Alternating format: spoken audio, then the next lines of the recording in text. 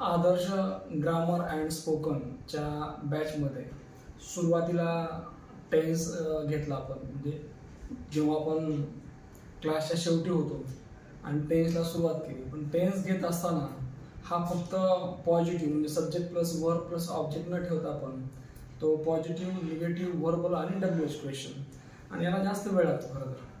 कारण साधा टेन्स शिकवायचं म्हटलं की तो एक 7 दिवसामध्ये 10 दिवसामध्ये पूर्ण होतो, परंतु आपल्याला त्याच्या 4ही पायऱ्या पाहिजेत आणि म्हणून शेवटी काही तास आपल्या शिल्लक राहिले होते. आता आपण ते पूर्ण करूया या ऑनलाईनच्या मदतीने. आज पास्ट परफेक्ट टेन्स म्हणजे आपण पास्ट परफेक्ट टेन्स घेतला, पण तो कसा घेतला? पॉझिटिव्ह. तर आज पाहूया आपण आता निगेटिव्ह. पास्ट परफेक्ट टेन्स म्हणजे पूर्ण भूतकाळ, हे सगळं माहिती आहे. या पास्ट परफेक्ट टेन्समध्ये निगेटिव्ह हा घटक पाहत असताना म्हणजे नकारार्थी वाक्य पूर्ण भूतकाळानुसार कसे बनतात, तर फक्त नॉट आपण ॲड करायचे, बाकी वाक्य as it is. Subject plus had plus not plus third form of the verb plus object. म्हणजे याची रचना कशी आहे? कर्ता अधिक हॅड अधिक नॉट अधिक क्रियापदाचे तिसरे रूप अधिक कर्म. आपण काही एक्झाम्पल पाहूया. I had not close the shop.